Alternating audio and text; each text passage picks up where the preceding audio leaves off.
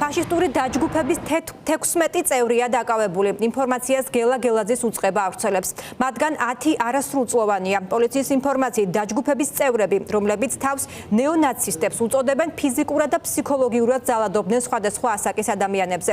მათ შორის არასრულწლოვნებზე განსაკუთრებული სისასტიკით ეპყრობოდნენ იმ პირებს, რომლებიც მათ იდეოლოგიას არ იზიარებდა.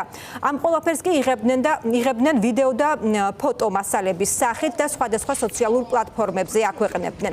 ასეთივე დაჯგუფების 10-მდე წევრი პოლიციამ რამდენიმე თვის წინაც დააკავა, მათ შორის ლევან აბესაძე და დავით ჯაფაროვი, რომლებიც ლიდერებად სახელდებიან. როგორ და რატომ აღმოჩნდნენ არასრულწლოვნები ამ დანაშაულებრივი დაჯგუფებების რიგებში და როგორია მძიმე საქმის დეტალები. ფორმულას ჟურნალისტი მარიამ ლეკიაშვილი გააგრძელებს თემაზე საუბარს.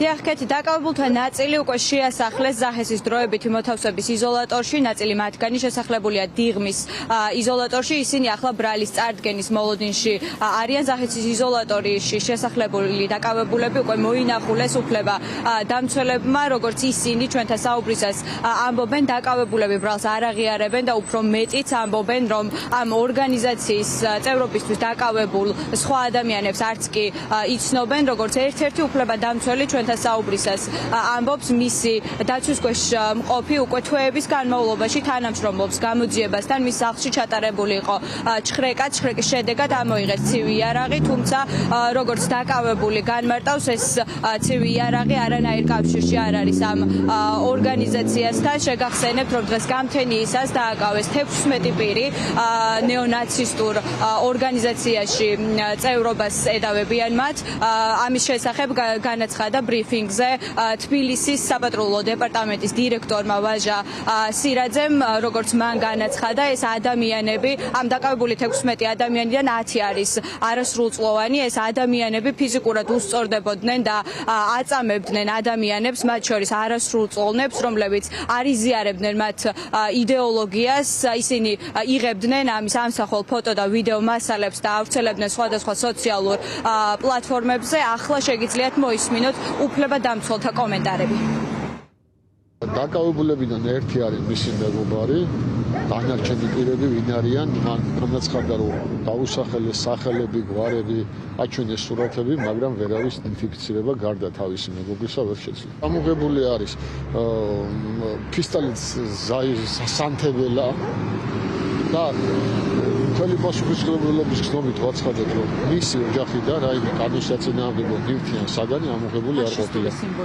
და ამასთან მინდა მოგახსენოთ, რომ იგი დაახლოებით 4-5 თვეა გამოძიებასთან თანამშრომლობს, აქტიური მონაწილეობა აქვს მას მიღებული სხვადასხვა საგამოძიებო მოქმედებებზე და არასოდეს არ ყოფილა რადიანის მხრიდან ისეთი ქმედებას ადგილი არ ქონია, რომ იგი დამალობდა გამოძიებას ან ხელი შეეშალა მისთვის. როგორც თვითონ დაკავებულმა ამიხსნა, შემხებლობა არ აქვს საერთოდ ამ დაჯგუფებასთან.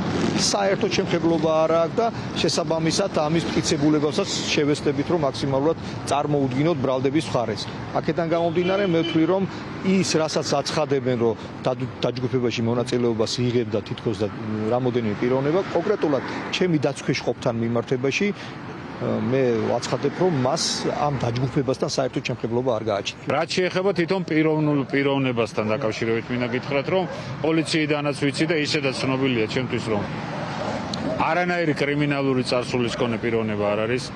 არასოდეს თავის სიცოცხლეში, არასოდეს კანონთან კონფლიქტში არ ყოფილა, არასოდეს. ყავს ოჯახი, აქვს სამსახური. ეხლა რა მოხდა თვითონ უკვე საქმის გარემოებთან დაკავშირებით, მაგას უკვე ბრალდების დადგენილების მერე უფრო მარტივად ავხსნი თუ შემდგომში კითხვები დაგებადებათ. მოვინახულე ჩემი დაცვის ყოფი, რომელიც არის არასრულწლოვანი. ამ ეტაპზე საქმის დეტალებზე ვერ ვისაუბრებ, იმიტომ რომ ოფიციალურად ბრალი არ აქვს წარდგენილი და საქმის მასალებსაც არ ვიცნობთ.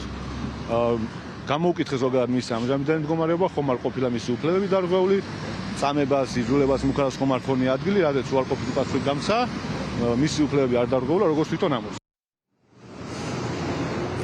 როგორც უკვე გითხარით, დაკავებულები ახლა ბრალის წარდგენის მოლოდინში არიან. საინტერესოა, რას ედავება მათ ახლა შინაგან საქმეთა სამინისტრო, თუმცა ეს არ არის პირველი შემთხვევა. საქართველოში რამდენიმე თვის წინ არიან და რამდენიმე თვის წინაც დააკავეს მსგავსი ორგანიზაციის 10-მდე წევრი, მათ შორის არიან ლევან აბესაძე და დავით ჯაფაროვი, რომლებსაც ამ ორგანიზაციის ლიდერობას ედავებიან.